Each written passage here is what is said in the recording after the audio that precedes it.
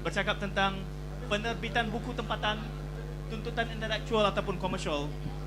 Jadi silakan soalan yang pertama. Cemas dia orang bila saya minta tanya soalan. Sentap, silakan tuan-tuan ada mikrofon masing-masing. Selamat tengah hari. Sure, Abang Zainal, Kak Sri, Puan Sri. Assalamualaikum warahmatullahi wabarakatuh. Test mic. Okey. Oh. Di sini boleh order kopi. Kopi Bagus. Tapi air Abang Zainal, kosong kopi atau tea? Puan Sri, Amir tadi minta latte kan? latte. Dia sama. Saya Cappuccino punya di biasa Chelsea. cappuccino. Cappuccino di Chelsea gitu. Tu Kalau dia. ITBM hantar kami pergi London untuk tulis buku, Okey. so kami akan tulis. Tadi kami dah bincang tajuk. Oh, begitu ya. Okey, selamat datang ke Sofa Putih. Sofa Putih ini saya selalu mulakan dengan menggambarkan kenapa putih. Kerana supaya akhirnya kita boleh warnakan ikut selera masing-masing. Abang Zainal bangun, belakang dia biru. Puan Sri bangun, belakang dia hijau. Amir bangun, belakang dia pink. Jadi terpulang ikut selera masing-masing. Ini adalah pentasnya di mana anda boleh mengatakan apa saja dan tidak akan dipengapakan. Jadi tak sama, dia RTM lain sikit. Lain sikit dia punya limitasi dia. Tapi masih ada akta hasutan. There is a freedom of speech but not after speech. Itu saya belajar daripada sifu saya. Dia sebut selalu banyak kali. Anda bersama di Sofa Putih selama 57 minit berbaki ini. Kita bercakap soal penerbitan buku tempatan, local book, buku tempatan. Apakah kita mengisi tuntutan intelek ataupun sebenarnya kita hanya semata-mata responsif kepada kehendak komersial. Kita ada toke-tokenya di sini. Abang Zainal mungkin boleh melihat dari sastranya, pemerhati yang akrab dengan dunia ini. Masing-masing sudah ada nama besar dan anda boleh bertanya soalan di sepanjang 56 minit berbaki ini. Saya ingin memberikan sedikit latar belakang kenapa tajuk ini penting ya. Kerana jualan buku di sepanjang suku tahun pertama ini agak menurun. Semua pesta buku yang dianjurkan tidak menunjukkan, kecuali mungkin beberapa kumpulan indie yang melakukan pameran pocket itu. Tetapi beberapa pameran-pameran yang baku, yang established, tidak menunjukkan jualan yang memberangsangkan. Ada beberapa sebab kalau kita ingin analisis.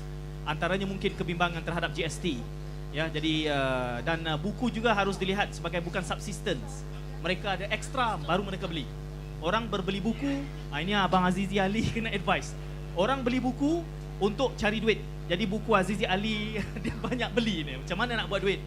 Tapi orang beli buku bukan subsistence. Jadi apabila mereka ada ekstra, ada lebihan, baru mereka akan berbeli buku. Bila ada kebimbangan tentang GST, maka dia punya holding power tu kuat ya. Dan kesannya juga kepada pesta buku adalah kerana saya rasa antara orang yang rajin membeli buku, mereka ada di sini di PWTC sekarang. Dan mereka menanti-nantikan pesta buku kerana mereka mengharapkan di sinilah harga durian runtuh. Kesannya juga adalah pada pesta buku kali ini juga kita menjangkakan ada diskaun besar-besaran kerana jualan di sepanjang suku tahun pertama tidak sebaik tahun sebelumnya. Kesannya juga adalah margin keuntungan industri jatuh. Kesannya juga wujud pesta-pesta buku dumping site seperti beberapa yang kita lihat beroperasi selama 24 jam. Ini trend.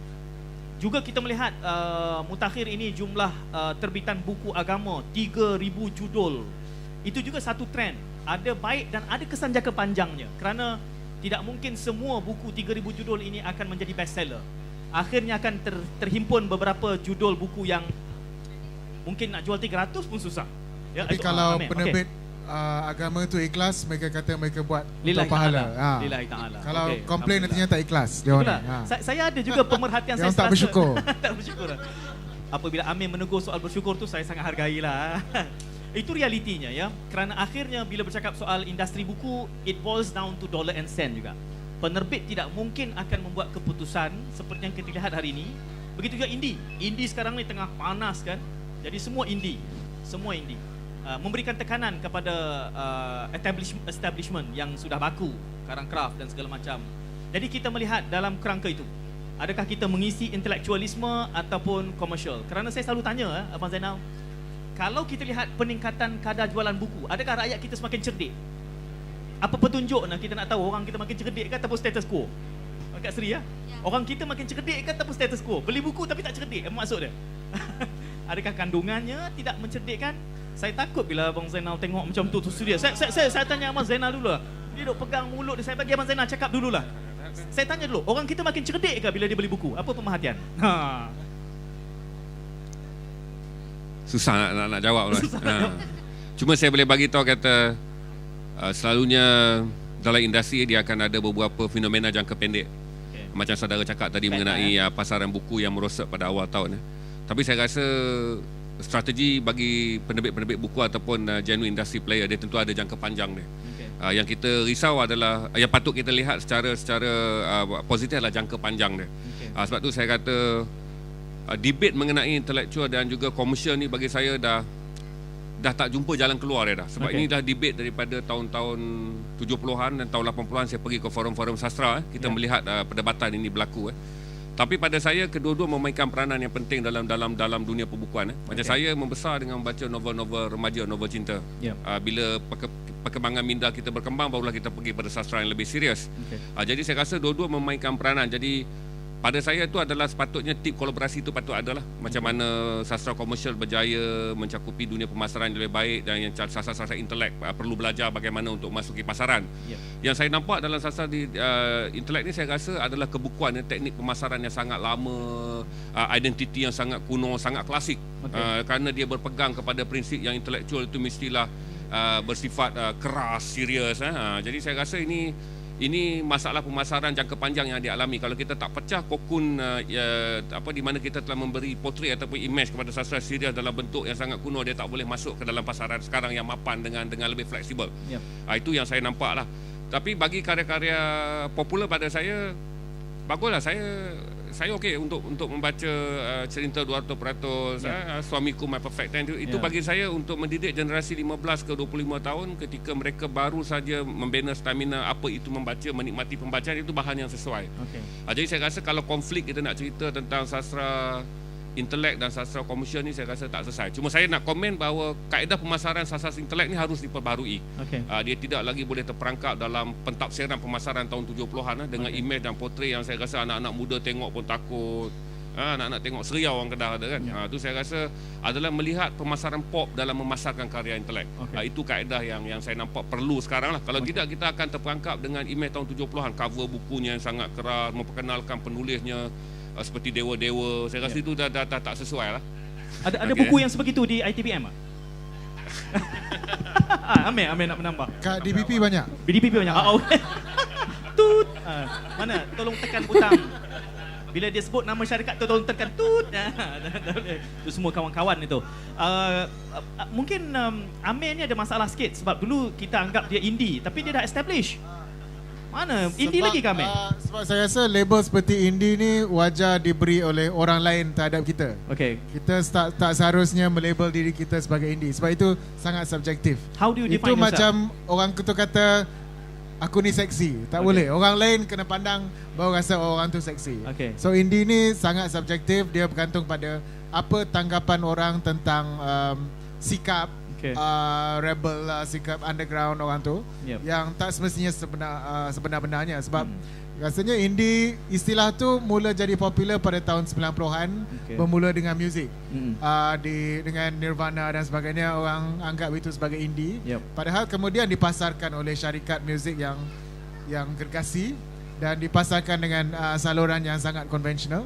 So ia menjadi semakin subjektif apa nak sebut itu indie. Kalau betul-betul indie mungkin jual di tepi jalan dari orang-orang, tak ada ISBN, tak masuk kedai buku, tak hantar ke perpustakaan negara, mungkin kita boleh kata itu zine lah. Saya rasa zine tu mungkin lebih indie daripada mana-mana buku. Sebab buku at the end of the day semua nak masuk kedai buku. Yang kat sini lah yang kami ada 4 pakatan ke atas tu, dah mula berpecah-pecah, yang sedang mendominasi, dan ramai yang rasa terancam. Semuanya memang mensasarkan kedai buku. Tak ada yang kata dia print hanya untuk kawan-kawan macam tu. Bercakap soal intelektualisme dan komersial, kalau dalam konteks fiksi ada rasa tanggungjawab intelektualisme ataupun purely commercial decision?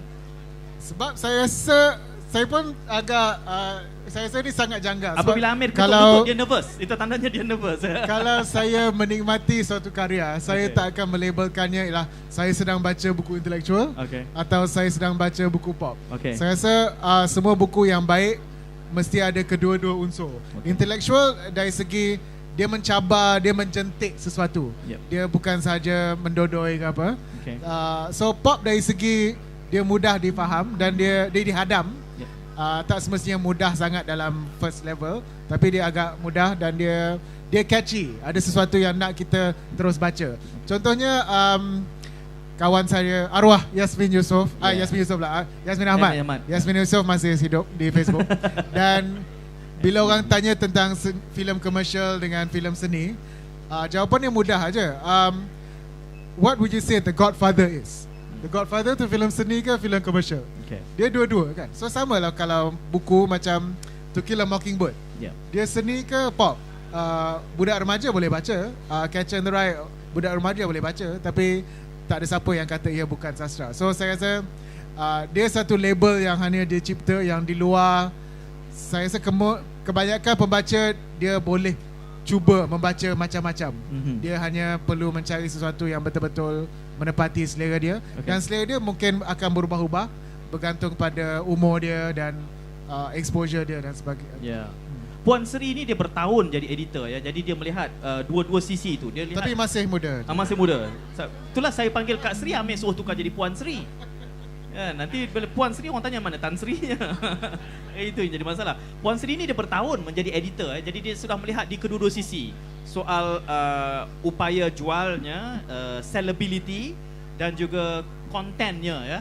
Bagaimana Kak Sri mengimbangi kedua itu di dalam, ya kita tahu Karang Craft ni adalah penerbit yang terbesar di Malaysia, 500 juta turnover setahun ya. Beza kalau nak lihat, nak memahami posisi Karang Craft ini, mereka di tangga pertama, tangga kedua itu saiznya hanya 1/10 daripada saiz Karang Craft, betul tak? Itu satu jurang yang tak betul dalam industri buku. Jadi orang akan pantas mengatakan, adakah Karang Craft ini terlalu komersial sehingga menafikan intelektualisme? Komen Puan Sri. Okey. Terlampau tinggi sangat dia naikkan saya. Baru jatuh berdebar. Nanti saya jatuh berdebu nanti. Saya baru sahaja 35 tahun dalam bidang ni. Baru. Saya baru berumur 35 tahun. Baru. Seusia saya. Jadi zaman saya dahulu banding dengan zaman sekarang amat jauh, macam yang perbandingan Tuan Syed bagi itulah. Dulu dan sekarang. Dulu saya membesar dengan zaman-zaman yang Fatimah Busu, Rinawati, Khadijah Hashim. Sekarang saya membaca Amir Muhammad punya Raja Google baca, Google. Raja Google baca. Saya baca sampah, saya baca pecah. Okey. Ya, jadi saya mengikut trend. Ada jenis mereka sama ada penerbit ataupun individu yang tidak mengikut trend. Saya mengikut trend zaman saya dahulu, zaman sekarang dan mungkin zaman akan datang pun saya akan baca melalui mobile. Jadi soalan itu amat sesuai yang bila saya jawab bahawa dalam industri penerbitan kita selalu mengikut peta. Jika mengikut GPS, kalau GPS itu mengatakan ke situ, kita ikut ke situ. Kalau GPS ni mengatakan jangan masuk bidang yang begini-begini, kamu akan sesat jalan, kamu akan mendapat ajaran sesat, jadi kita tak ikut begitu. Jadi dalam keadaan situasi itu saya pula kena memikirkan untung rugi sebab pekerja swasta lain, KPI saya lain. Mengekalkan Karang Craft di tahap itu adalah satu cabaran yang memang paling besar dan saya kena adunkan pertanyaan antara intelektual dengan komersial ini menjadi satu karya. Jadi amat susah nak kekalkan intelektual dalam masa yang sama dia komersial. Nanti orang cakap ini ajaran macam mana, nak memikirkan sastra tinggi dengan daya fikir yang tinggi ataupun tulisannya mengikut gaya fiksi. Jadi nak meneutralkan dua bidang itu dalam satu karya memang susah, tetapi itulah yang kami kerjakan hari-hari sehingga meletakkan karya-karya Karang Craft di tahap sekarang. Amat susah. Apalagi dengan gelombang sekarang, dunia muda ni lagilah susah. Perbincangan tu kena selalu ada, rujukan kena selalu ada. Keluar je buku baru kami akan beli walaupun penerbitan mana. Tapi sekarang banyak lebih kepada penerbitan indie. Keluar je karya baru kami akan baca, kami akan kaji trend pasaran. Banyak penerbit baru ni dia menubuhkan imprint indinya sebagai respon. Betul. Adakah itu melunturkan intelektualisme perjuangannya? Perjuangan tu saya tak labelkan itu meruntuhkan atau kami mengekalkan intelektual seperti yang Tuan Zainal Rashid kekalkan ataupun saya boleh masuk dua. Itu adalah hak pembaca. Hak anda menentukan apa karya yang anda nak baca dan tahap mana hasil daripada karya itu meletakkan pemikiran anda ke mana. Kami penerbit, masing-masing penerbit berkarya cerpen Amir pun melahirkan karya-karya, itu adalah tanggungjawab kami. Dan anda bertanggungjawab atas apa yang anda baca untuk menentukan karya mana yang anda nak pilih. Okay. Saya mulakan tadi dengan soalan bahawa kita melihat peningkatan jualan buku yang besar. Tapi bagi saya itu berlaku kerana the economies of scale, purchasing power meningkat, kerana middle class bertambah. Kerana itu kita sedang menikmati the spike, peningkatan dalam jualan. Tetapi soalan yang kedua tu susah untuk saya jawab. Abang Zainal kata susah nak jawab. Adakah peningkatan jualan buku itu diterjemahkan dalam bentuk kecerdasan rakyat yang semakin meningkat? Secara peribadi saya tidak melihat itu berlaku. Jadi mereka membeli buku semata-mata untuk konsumsi. Kerana tadi Kak Sri menyebut bahawa dia ada peta perjalanan Karang Craft, ya.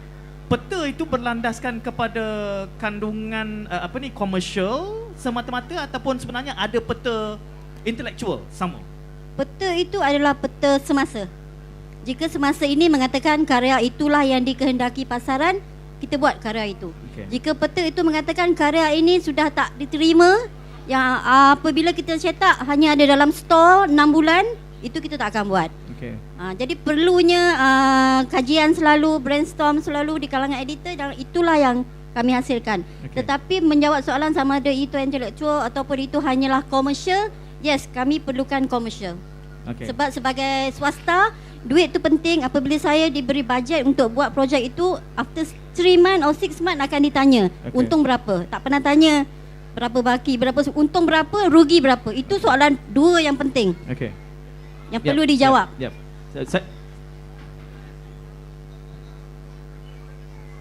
Tuanku Raja Nazrin bersama kita, ya. Ampun Tuanku, Patik mohon untuk meneruskan acara. Okey, terima kasih Tuanku. Ampun Tuanku, sesi ini agak provokatif. Saya Patik mengharap tidak dipengapakan. Okay, terima kasih Tuanku. Okey, tadi kita bercakap soal intelektualisme. Satu yang saya nak minta Abang Zainal bantu dalam pemahaman ini, kerana adakah dalam konteks penerbitan kita intelektualisme itu pun ada stratanya, ada dia punya maratib dia, martabat dia kan. So, okey, kita boleh bandingkan misalnya karya popular To Kill a Mockingbird, tetapi kita kena lihat muatan ilmunya juga besar. Ya, penyampaiannya mungkin tidak besar, tapi muatan ilmunya cukup tinggi. Jadi bagaimana, apakah harus kita lihat intelektualisme itu dalam strata yang begitu? Ini yang paling penting soalan you tu. Saya nak jawab kata tentang bagaimana persepsi diberi terhadap satu karya itu yang paling lemah dalam sastra kita. Sebab tu kita melihat karya-karya besar tu adalah kita membacanya setelah persepsi kita dibentuk bahawa itu adalah karya yang bagus. Macam saya kata, sama ada disampaikan secara lisan oleh seorang yang telah membaca persepsi tersebut, dan pencetak lisan itu membentuk persepsi kita. Masalah dalam dunia sastra kita ni adalah masalah kita tidak membina persepsi terhadap karya secara betul. Sebab tu saya kata asasnya adalah marketing arm pun kita tak ada. Macam saya kata, saya nak melihat katalog buku yang dikeluarkan pada bulan tersebut, di mana saya harus merujuk. Sebab tu saya kata di dalam industri TV kita telah membentuk kesatuan di mana untuk mengurangkan kos pemasaran dan promosi karya-karya televisyen kita di luar, dia bentuk satu jawasan kuasa bersama. Jadi bila ada festival, kita pergi secara bersama bagi mengelakkan kos.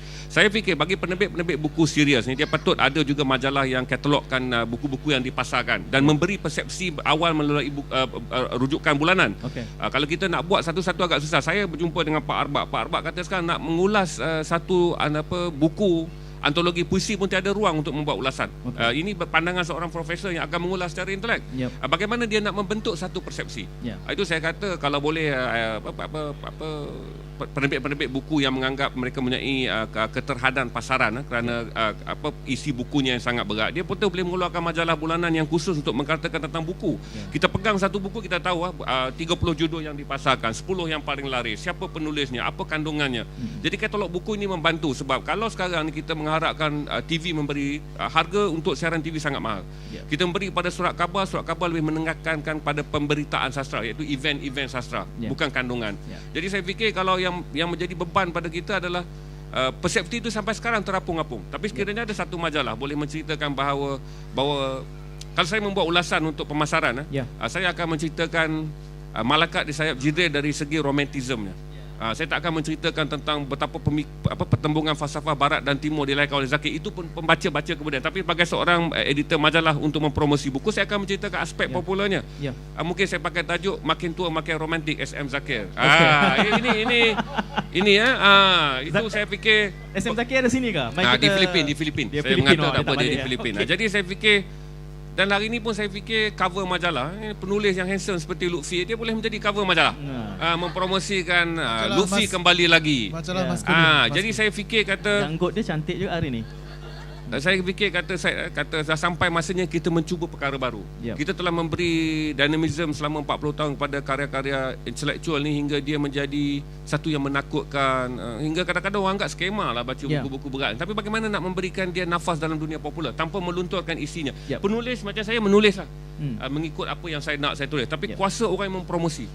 Bagaimana anda boleh menyebitkan satu majalah secara bulanan khusus untuk mengenal buku apa di pasaran, siapa penulisnya, apa kandungannya, dan buku itu dipamerkan secara port supaya anak-anak muda melangkah masuk ke dalam dunia karya-karya berat ni dengan melihat buku promosi yang sangat popular. Saya fikir macam itulah. Apa yang menghalang kita untuk buat begitu, Amir? Sebab saya pun terfikir benda yang sama. Sebab orang yang sastrawan-sastrawan negara, kalau nak sebut dia orang lah, kalau sebab list tu agak tetap, mereka pada tahun 60-an banyak menulis untuk majalah-majalah popular, majalah filem, majalah hiburan. Tapi kenapa orang lebih kenal mereka daripada yang tulis pada tahun 80-an dalam Dewan Sastra? Mungkin sebab nama dia Dewan Sastra. So kalau nak orang yang nak baca pun kena ada muka sastra, kena berfikiran sastra. Kenapa tidak diselitkan dalam satu muka siapa majalah ada muka sastra? Muka Luffy ada muka sastra kan campur sikit tu. Orang yang nak beli. Karya yang memberi impact yang lebih banyak, yang lebih tinggi adalah yang diselitkan dalam medium yang sangat massa, sangat popular. Dan di Indonesia pun yang Joko Pinurbo kan, dia memasarkan buku Twitter.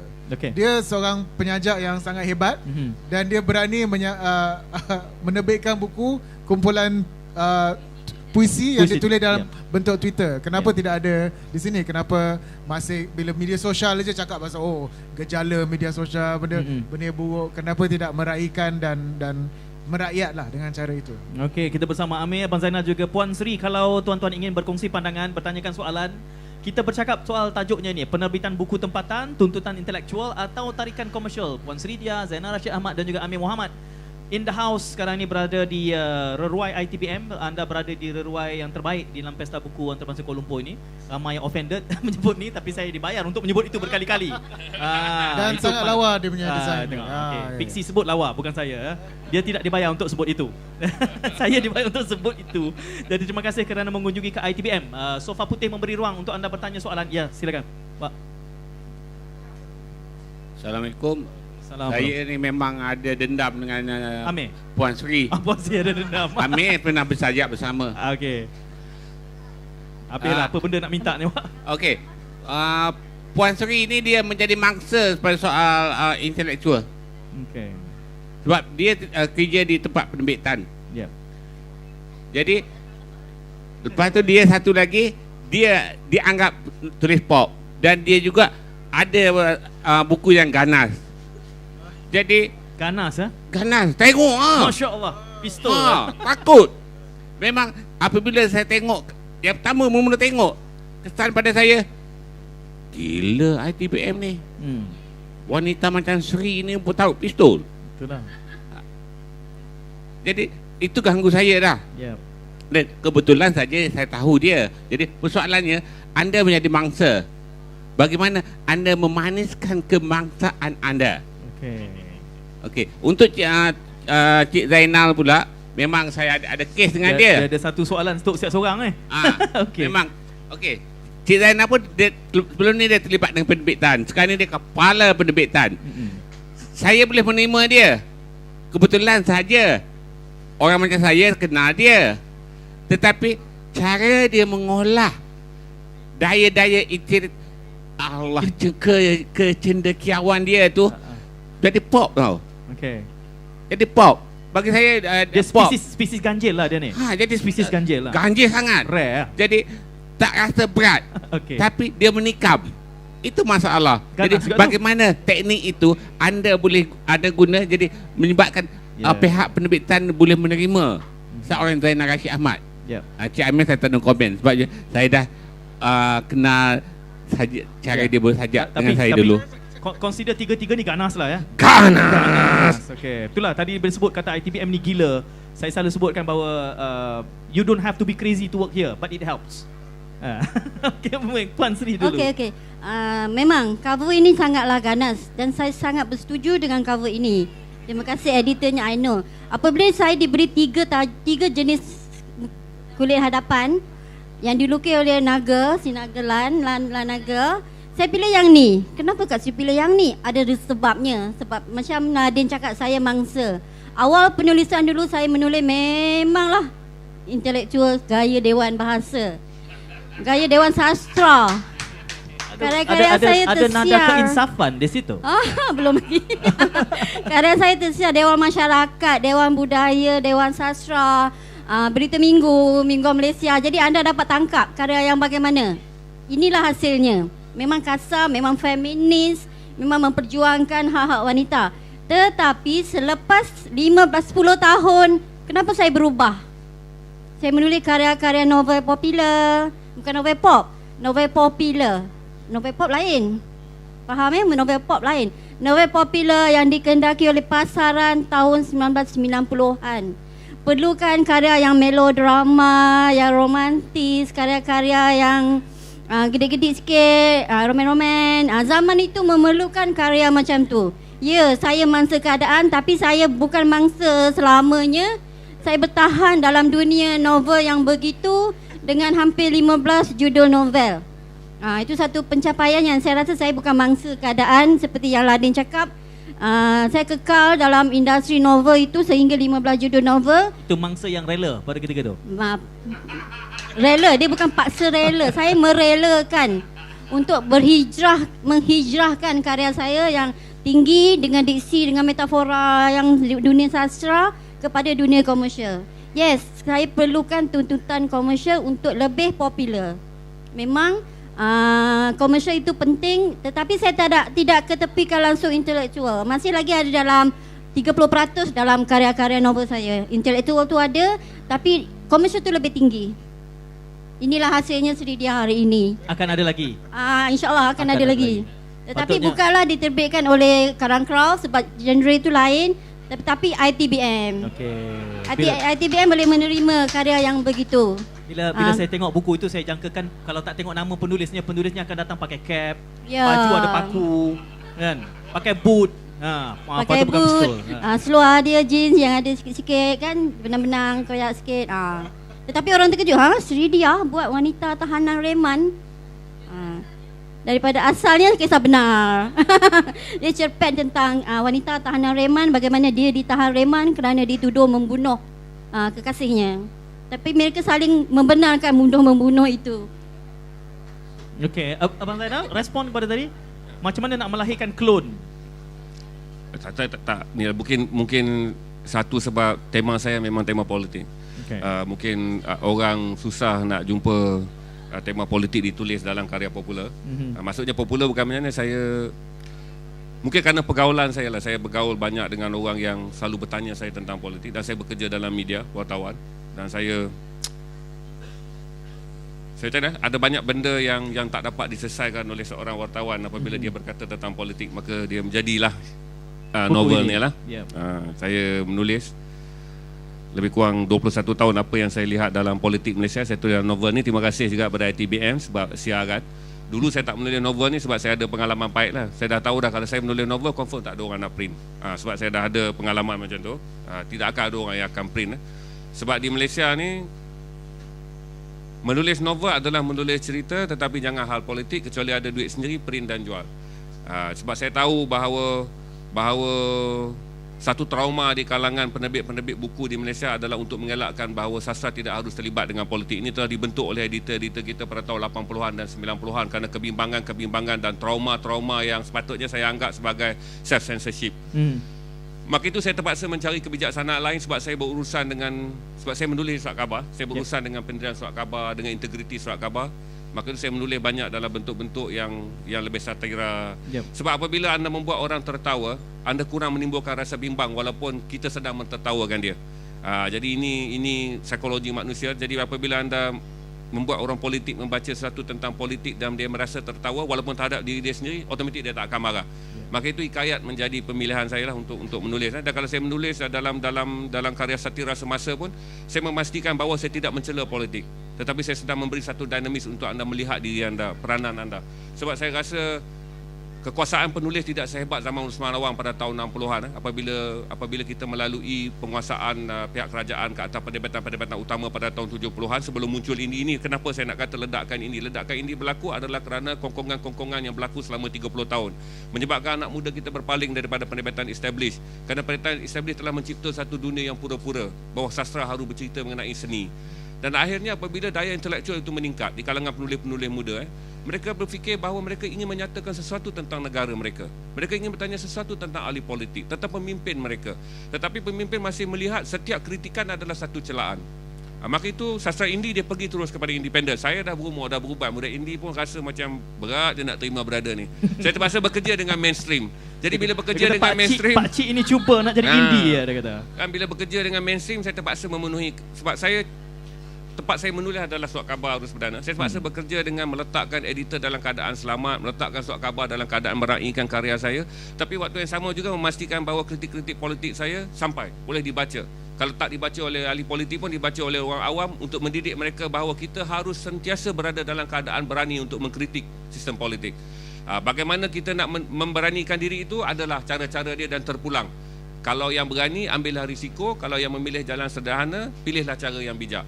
Tapi saya harus mengingatkan bahawa sastra tidak boleh melarikan diri dia. Editor-editor sastra, penerbit-penerbit buku sastra tidak boleh membunuh pemikiran politik dan sastra, kerana akhirnya dia akan hidup juga di jalanan, menjadi buku-buku indie.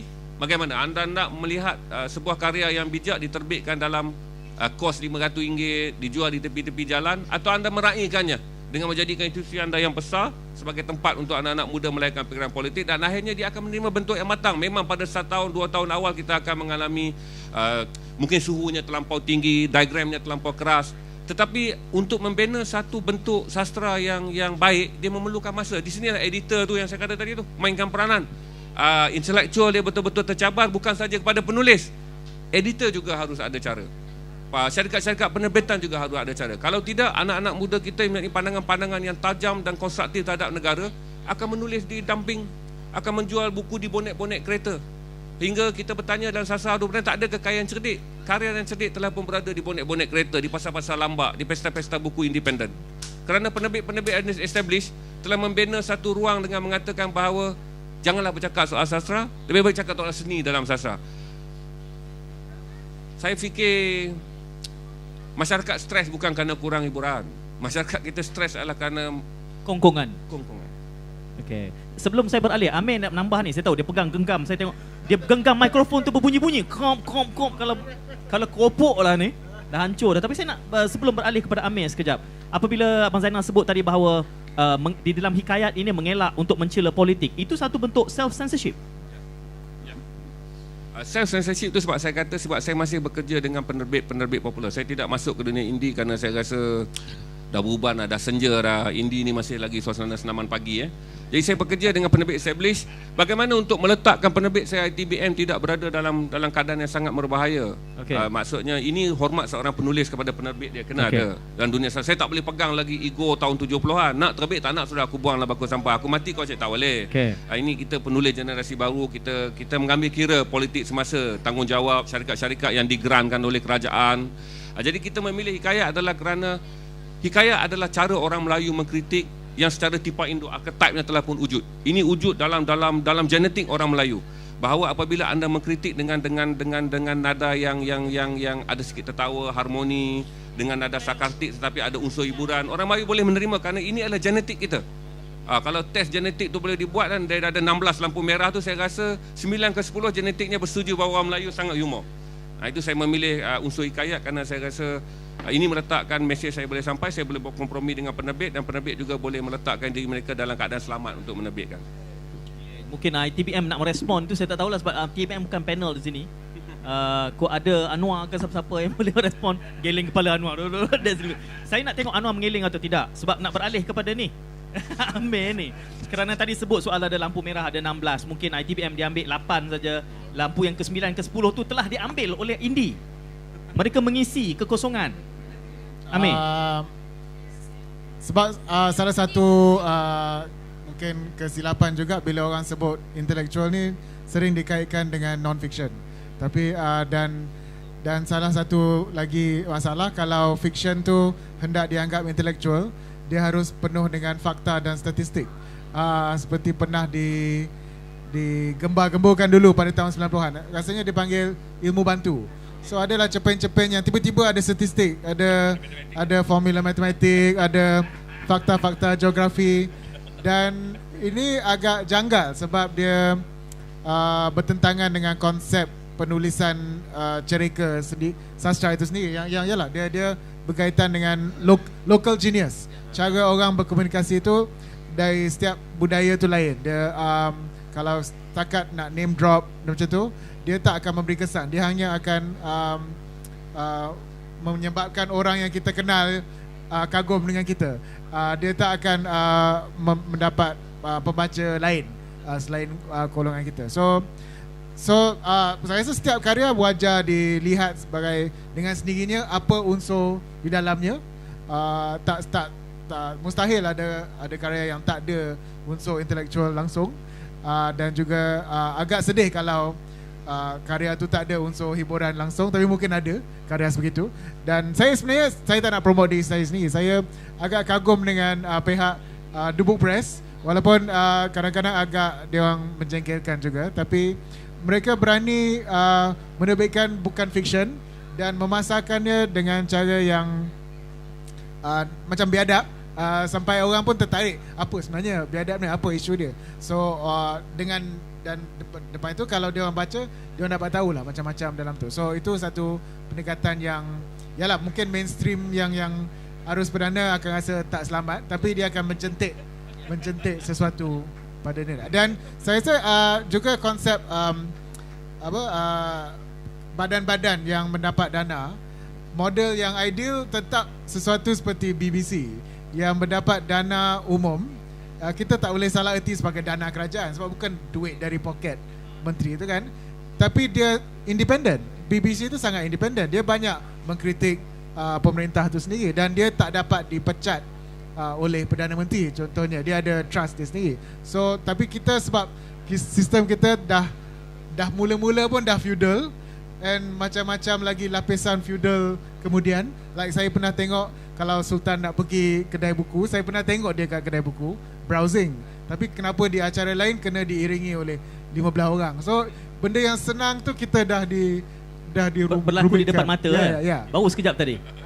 Mungkinlah, dan itu hikayat lain lah. Itu hikayat so lain. benda yang sepatutnya mudah dirumaitkan. Sepatutnya badan seperti badan sastra seharusnya bebas dari campur tangan penguasa zaman itu, sebab dia public trust, dia mewakili awam, dana umum. So contohnya di BBC atau di Perancis, walaupun adalah boleh dipertikaikan 100% independennya, tapi memang charter tu sebegitu. Dia bukannya hanya untuk menggembirakan. Itu macam hikayat lama lah, the powers that be. Yang sejarah Melayu kan ditulis untuk menggembirakan Sultan. Itu dah tulis. Tapi setuju bahawa apa fad dalam kalangan indie hari ini di Malaysia adalah sebenarnya mengisi kekosongan. Amir. Dia menyebabkan yang anehnya, dia menyebabkan orang remaja khususnya berbangga untuk memiliki buku. Dan ini satu yang sendiri agak aneh. Kalau pergi Instagram, bukan saja ada gambar latte atau gambar kucing, tapi ada gambar buku. Dan ini macam tak pernah tak berlaku sebelum ni. Betul-betul. Sama ada dibaca tak tahu, dia tapi rasa seksi. Dia rasa seksi bila dia bersama buku-buku indie ya. So hipster itulah. So ini perlu jugalah. Tapi it's not the whole story. Tapi sebahagian daripada tribal identity itu saya rasa. Dan why not lah kalau macam kita bersama Amir, Zainal Rashid dan juga Puan Sri Diah. Kalau anda ingin berkongsi pandangan, pemerhatian, bertanyakan soalan, seperti yang dijanjikan bahawa di pentas ini anda tidak akan dipengapakan, tanya apa saja, insyaAllah. Itu setakat saya boleh cakap lah. Lepas tu jadi apa-apa pada tonton, saya tak boleh nak jamin apa juga ya. Setakat boleh cakap saja. Gelak Puan Zainal lah. Okay, saya boleh bagi jaminan di pentas inilah kan. Tapi apa berlaku lepas itu, I wish you good luck. Okay, ada soalan lagi Abang? Mike, tolong Mike. Nah, bagi Mike. Tak apa. Kenapa anda meninggalkan dunia musik? Sebabkan kerana semuanya hebat. saya tak pernah tulis puisi. Oh ya ke? Oh ya ke? Saya ingat. Zaman dulu mungkin. Dah ada nada keinsafan juga tu. Sama je. Okey, kalau ada soalan silakan. Yang ingin berkongsi pandangan bersama Amir Muhammad, Puan Sri dan juga Abang Zainal berkait dengan intelektualisme dan juga commercial. Saya beralih kepada Abang Zainal ya. Kalau boleh kita tunjukkan karya-karya yang commercial tetapi muatan intelektualnya juga ada. Tolong bagi contoh. Ya. Kafe. Okey. Saya menganggap kata itu satu puisi pop yang menarik, cerita tentang berada di kafe. Okay. Oh, di mana? Kandung tu penulisnya. Kafe diterbitkan secara independen oleh penulisnya sendiri sebab dia rasa kalau pergi ke penerbitan establi mungkin kena tukar tajuk jadi kedai kopi. Dia menerbitkan sendiri. Tapi saya fikir kata dalam dunia kita ni setiap kekangan itu adalah peluang. Kadang-kadang banyak benda-benda yang hebat berlaku di dunia adalah kerana kekangan. Ini perkara biasa kita harus terima. Saya pun kadang-kadang tidak mengkritik orang yang mengekang kita. Kerana di dalam mana-mana tempat pun, setiap peradaban pun benda-benda yang baik terhasil daripada pertembungan yang positif dan yang negatif. Dan itu mutiara. Yes. Setuju. Dan saya rasa macam ada novel yang baik, yang popular tapi tidak dipasarkan secara betul. Seperti saya rasa Malaikat di Sayap Jibril. Dia tak susah untuk dibaca oleh Zakir, tapi mungkin kerana persepsi penerbitannya itu diterbit oleh Dewan, gaya promosinya pula begitu stagnan, tidak diberi gaya promosi yang baru, tidak diangkat, dan lepas tu tidak dibawa kepada sebenarnya pembaca umum ni boleh diberi ruang untuk mencuba. Why don't you try membaca? Setelah anda melalui novel-novel popular dengan kisah-kisah cinta tiga segi keluarga, kenapa anda tidak mencuba membaca satu konflik dalaman seorang yang sedang mencari diri dia? Saya baru dapat satu buku indie yang dikirim oleh seorang teman saya, diterbitkan oleh seorang penulis baru, Gonji nama belakangnya. Buku dijual dengan pembalut kain, buku di dalam menceritakan saya baru dapat ni. Saya rasa penulisnya orang kenal ni, Gon Bonji. Saya baru dapat buku dia, menceritakan bagaimana setelah dia putus tunang dan syarikatnya muflis, dia berkelana pergi ke Australia untuk menenangkan diri. Saya lihat foto-foto dalam buku tersebut, bagaimana dia ingin melupakan kepedihan yang dia alami dan bekerja di ladang anggur. Saya rasa buku-buku ini tidak harus dilihat sebagai nilai indie, dia harus dilihat sebagai satu nilai pengembaraan besar. Sebab orang yang banyak mengembara seperti saya menganggap bahawa saya tidak akan menempuh pengembaraan-pengembaraan yang dahsyat seperti ini. Bagaimana orang pergi mencari ketenangan dengan melemparkan diri dia, tidur di padang pasir di Australia dengan membawa $300, makan satu hari hanya $1, menumpang dan masak air dengan golongan gelandangan di Australia. Dia menceritakan, saya rasa saya tidak pernah melihat orang putus tunang dan muflis dalam perniagaan melalui kehidupan yang begini untuk membina diri dia. Bila dia balik, dia menghasilkan buku itu, saya rasa dia orang ini sedang memulakan jenis baru dalam hidup dia, kerana dia telah berani bila orang boleh mengungkapkan kekecewaan, orang itu boleh menyatakan kekalahan dia, maka dia sedang menuju dunia kemenangan yang luar biasa. Tapi saya rasa buku ni tak akan dipromosi sebab dia pun pas kepada saya, sebab dia kata awak satu office dengan Abang Zainal, bagi dia minta dia baca. Dia pun pas. Jadi pada saya sedang melihat bahawa untuk menggambarkan kepada anak-anak muda bahawa anda tidak perlu menderita dalam cara yang sangat naif. Ini orang ini telah memilih kisah cinta dia untuk menderita dengan cara yang sangat luar biasa. Jadi saya rasa bagi pembaca-pembaca yang membaca novel-novel cinta, kalau adalah satu ruang novel, why don't you try yang ini pula? Satu lagi versi cinta yang luar biasa di tengah-tengah buku novel pop. Sebab itu saya kata industri harus duduk untuk belajar bagaimana dunia komersial mempamerkan buku mereka dengan berjaya, dan dunia intelektual menganggap kita patut berkolaborasi saja untuk melihat. Saya fikir kalaulah buku tersebut dipamerkan di sebuah di ITBN, dia mungkin memberi pandangan kepada orang-orang yang baca karya-karya berat untuk melihat sebuah karya popular. Itu kalau dipamerkan di kedai karya popular untuk melihat karya yang lebih berat.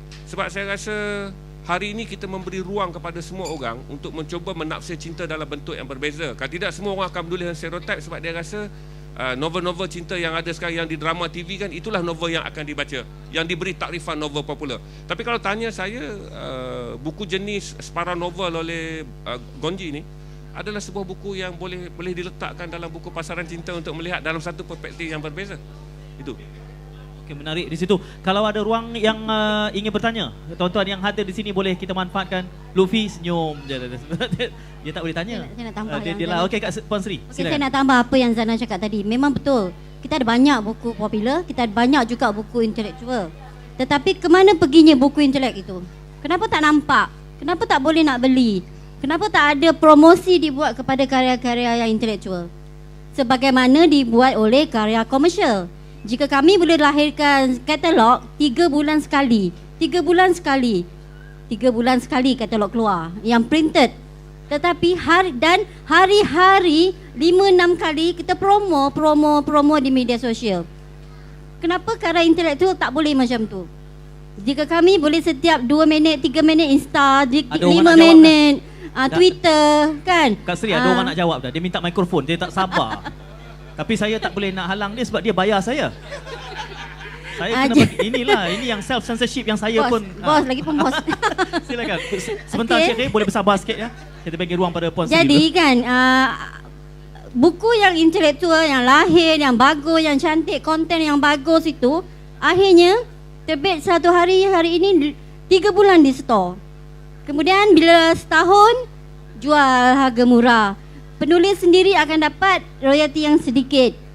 Tetapi kalau dipromosikan, diberitahu sebagaimana yang Tuan Zainal cakap tadi, buku ni bagus, carilah, belilah, hubungilah nombor ni, ini gambarnya, ini semua ni, 3 minit sekali, 5 minit sekali, saya rasa habis laris buku yang seperti diceritakan.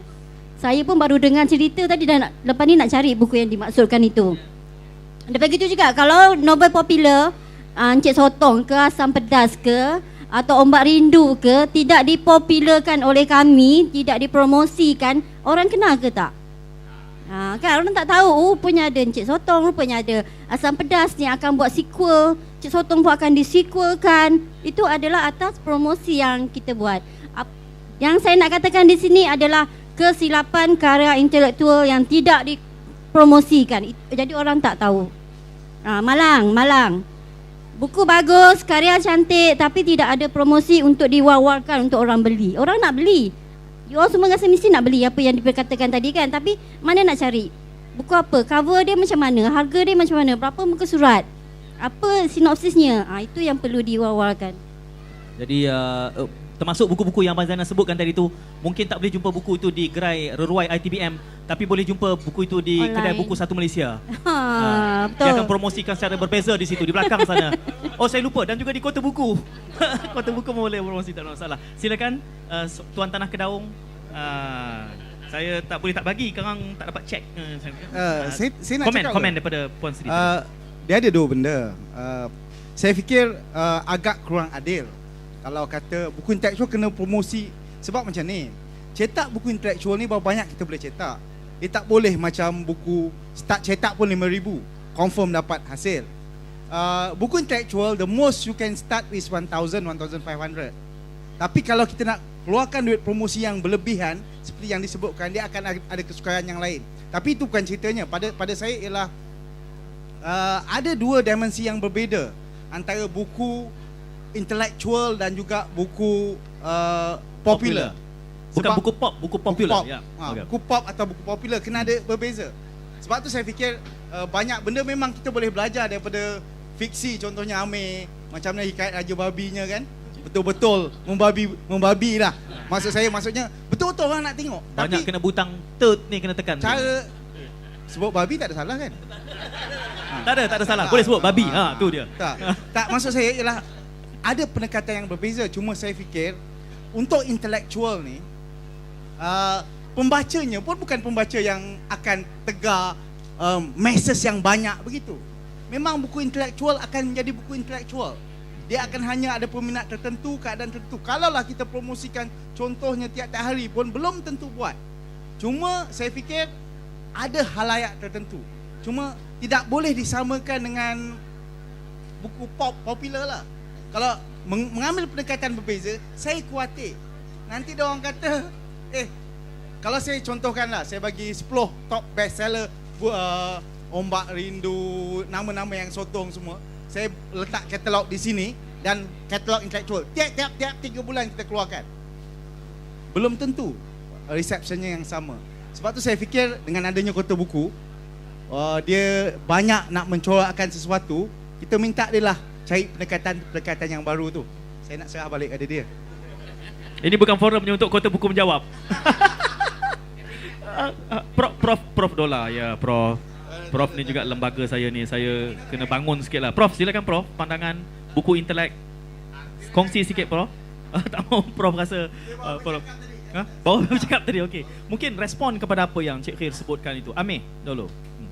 Saya rasa seronok bila ada suatu buku yang tiada siapa sangka boleh laris, kemudian laris. Sebab itu ada contohnya dalam konteks dia. Contoh dia banyak. Contohnya A Brief History of Time oleh Stephen Hawking. Hampir boleh dijamin 90% orang yang beli tak pernah habis baca. Sebab buku tu sangat dan tak semua orang faham. Tapi entah kenapa ada satu tahun. Satu je. Betul juga. Buku kami paling laris tahun lepas adalah konteks sosial. Yang kami rasa pun tak jangka boleh laris. Dan sejujurnya Hikayat Raja Babi pun saya rasa tak ramai boleh habis membaca sebab bahasa lama. Dan dia menjadi satu fenomena Brief History of Time. Dia jadi worldwide bestseller. Kenapa? Nak kata pelakon dia penulis dia kacak? Of course tidak. Jauh hebat Lutfi. Nak kata subjek dia seksi pun tidak. Walaupun dia tentang. Dan kalau nak contoh lagi satu, Foucault's Pendulum oleh Umberto Eco, itu pun worldwide bestseller. Tapi kebanyakan orang saya boleh garanti tak habis baca.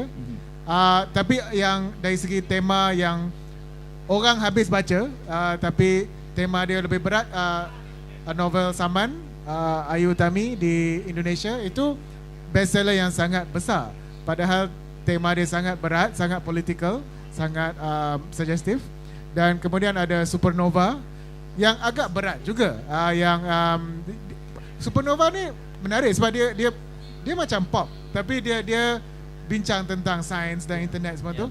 So menarik bila benda-benda macam ni berlaku, yang di luar jangkaan. Sebab kalau kita boleh predict hanya dengan tengok title, ini novel pop, ini novel bestseller, ini novel intellectual, agak membosankan lah industri ni. So tapi setiap satu perlu ada game changer lah. Setiap satu game changer tu dia ada faktornya kan, ada puncanya. Walaupun punca semua berbeza-beza. In retrospect kan. In retrospect orang kata patutlah hit sebab ni. Tapi kalau flop orang sama akan kata patutlah flop sebab ni. Okay. Kita lihat ni banyak dalam, it's a learning process dalam ulasan filem lah. It's a learning process, sama je. Saya nak jelas pada bos ITBN kita kita berada di pentas dia. Kata sopan sikit duduk. Memang kita kalau kita bercakap tentang jurang, dua jurang tak akan bersatu. Ini kita cerita macam dua orang tinggal di tebing yang berbeza tapi minum dari sungai yang sama. Tapi tak bererti kedua-dua mereka itu adalah orang yang tidak boleh berkompromi. Apa yang saya sebut ni adalah mungkin menaikkan sedikit jualan dan memulakan langkah pertama untuk mempopularkan. Saya berani jaminlah, katalah sebagai contoh lah, kita sebut apa novel serius yang kita ada sekarang daripada ditulis oleh generasi baru yang segenerasi dengan novel popular. Saya ambil contoh lah, katalah ada novel A yang ditulis oleh SM Zakir, sangat serius. Saya berani jamin beberapa penerbit bergabung dan menerbitkannya dan menjadikan dia drama pukul 6 untuk dilihat bahawa dia boleh bersaing dari segi kandungannya. Macam saya kata tadi, kalau Gombong itu dijadikan filem, perjalanan seorang anak muda setelah dia putus tunang dan syarikatnya muflis, dan bagaimana dia menghantar diri dia ke Australia dan balik dengan keyakinan dan menulis sebuah buku baru. Keberanian dia menentang kekecewaan dia untuk menemui diri yang baru setelah merempat di Australia. Jadi dimasukkan di dalam slot yang saya kata novel pula, dia boleh dijual. Langkah adalah langkah kita untuk memecahkan tembok dengan mengatakan bahawa novel-novel serius harus dipasarkan dengan cara yang lama. Itu yang saya kata. Dan kita mungkin tak boleh achieve 300,000 jualan, 200,000 jualan, tetapi habis 1,500 itu dah baik. Itu yang saya kata tadi, bahawa mencuba beberapa langkah yang baru. Kadang-kadang langkah yang kita cuba dia tak perlu berlangsung, dia hanya twist point saja pada waktu itu. Apabila orang kata drama petang pukul 6.30 anda dapat melihat sebuah drama bersiri 26 episod dari karya SM Zakir, dia akan memberi persepsi yang baru bahawa karya-karya yang serius telah dibentuk. Kalau kita tak nak pun ada slot telemovie. Saya bagi tahu kata untuk setahun 2 telemovie dengan kos RM60,000. Sebab telemovie ni dia kos RM60,000. Kita jual balik kepada RTM, RTM bagi kita RM90,000. ITM satu kuasa yang besar boleh buat kompromi. Hanya memerlukan slot 48 jam saja daripada RTM setahun untuk mempromosi karya-karya yang kita anggap berpemikiran tetapi dengan menggunakan kaedah pemasaran popular di RTM. Sebab kalau G2G lebih senang untuk membuat promotion. Dan lepas tu saya fikir RM60,000 AMP punya kos kali dengan 48 title itu AMP saya ingat, AMP tahunan yang you buat dan kita bawa ke slot. Kalau tidak pun untuk percubaan, kalau Zainal kata 48 sangat ambitious, tak apa, kita try pada hari-hari perayaan utama saja, pada minggu bulan bahasa, mengenang Usman Awang, hari penuh itu saya 12 title sebulan kita boleh try sebab ini hanya nak twist perception saja. Oh, rupanya romantik yang hero dalam novel Zakir wah, rupanya heroin yang dibayangkan oleh cerpen apa Lutfi rupanya secantik ini, tinggi imaginasinya. Ini hanya mainan perception saja, perception games. Sebab saya bekerja dengan Datuk Sri Sazali, saya diberi latihan 3 tahun tentang membina perception saja. Bagaimana kita play dengan perception. Kadang-kadang kita tak boleh menukar realiti, but kita boleh swing realiti itu dengan menggunakan perception. Begitulah sebuah novel berat. Kita tak boleh paksa penulis untuk menulis sesuatu yang dia tak rela dan tak reda. Tapi orang pemasaran ni dia sentiasa rela dan reda in apa cara pun. Itu pandangan saya lah bang. The art of possibilities ya. Puan Sri. Okey, saya nak menambah Apabila kita berada dalam satu situasi penerbitan novel yang beku. Beku tu maksudnya kita dah stagnan dengan cetakan pertama 5,000, cetakan kedua 7,000 atau kalau Ramli Awal Mursyid cetakan pertamanya 15,000. Kita rasa tak cukup. Sorry to say lah. Tak cukup 15,000 tu untuk cetakan pertama, kita nak lebih lagi. Jadi itu sebabnya kami adakan keadaan situasi kahwin-kahwin ni, win-win ni. Kita bergabung dengan production house, kita tawarkan novel kita, ambil lah, tak bayar pun tak apa, ambil lah, dramakan lah. Itulah jadi pada Ombak Rindu. Maknanya kita swingkan, kita twistkan promosi tu bukan katalog, bukan dalam bentuk direct. Kita swingkan kepada production. Jadi itulah musim naiknya drama bersiri. Dalam masa yang sama novel-novel laris. Tetapi masalahnya apabila berlaku adaptasi daripada teks ke video, audio dah jadi lain. Tak sama macam novel lari, tak sama, tak suka watak tu bila didramakan. Itu masing-masing punya dan kami tak boleh nak komen. Kerana novel itu dilahirkan 10 tahun dulu. Encik Sotong ke Asam Pedas kan dilahirkan 4 tahun dulu. Sebab tu kami tak boleh komen bila didramakan sekarang. Kan proses mendramakan, menulis dengan drama tu ambil masa lebih kurang setahun. Jadi saya setuju kita ubah, twistkan, swingkan promosi tu dengan cara lain. Kalau tadi saya cakap dalam bentuk katalog itu amat konvensional, cara lama. Twistkan kepada cara lain, laburkan dana yang ada untuk satu production yang mengangkat sebuah karya yang tinggi, yang nilainya tinggi dan dikomersialkan. Letakkan hero yang cantik, heroin yang cantik atau hero yang tak cantik tetapi budinya cantik. Terpulanglah karya tu yang bagaimana. Sebab sekarang dunia dah 360 darjah berubah, fikiran promosi pun dah kena lain. Cakap saya dulu pun lain, cakap saya sekarang dah jadi lain. Kan dulu Sri diam senyum aja. 3 kali nada keinsafan. Kerana saya mengikut arus, saya mengikut percaturan, nak checkmate hari-hari. Kalau boleh nak checkmate selalu, tak nak checkmate bila giliran menang lah, kalah lah, tak. Saya nak checkmate hari-hari. Main chess tu saya nak hari-hari macam checkmate. main saham juga lah. Apabila diskusi itu sedang hangat dan sedap, saya suka tarik break tangan supaya penonton yang hadir hari ini ternanti-nanti dan tantang lagi untuk sofa putih besok. Kita berikan tepukan kepada ketiga-tiga Amir Muhammad, Zainal Rashid dan juga Puan Sri. Saya tahu tuan-tuan tak puas hati. Itulah tujuannya supaya sambung besok. Sengaja. Ini pelan pemasaran baru ni. Nampak gaya ni kami sambung tahun depan ni sebab tak ada giliran dah. Tak masalah ya. Sofa putih ada hari-hari. Dah pakat dah. Hello dah pagi tadi ya. Itu dipanggil Wahdatul Fik. Kesatuan pemikiran. Wavelength dia sama. Jadi terima kasih kepada ketiga-tiga. Saya mohon maaf kerana menghentikannya di sini sengaja supaya kita berjumpa lagi besok. Jadi jangan lupa besok lagi kita akan kembali sofa putih pada pukul 1. Esok 1 ya. 1. Okey, kita bergambar dulu. Ya, terima kasih. Bukan senang abang bintang semua.